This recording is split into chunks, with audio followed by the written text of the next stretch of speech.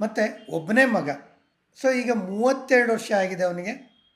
Almost 7 ವರ್ಷದಿಂದ ಅವ್ರ parents ಅವನನ್ನು ಹೇಳ್ತಾ ಇದ್ದಾರೆ, ಬಟ್ ಅವ್ನು ಪೋಸ್ಟ್ಪೋನ್ ಮಾಡ್ತಾನೇ ಇದ್ದಾನೆ.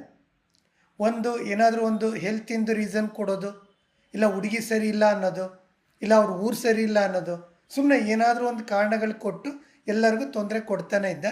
ಜೊತೆಗೆ ಒಂದು 6-7 ಜನ ಡಾಕ್ಟ್ರಿಗೆ 25 ವರ್ಷದಿಂದನೂ ತೋರಿಸ್ತಾನೆ ಇದ್ದಾನೆ.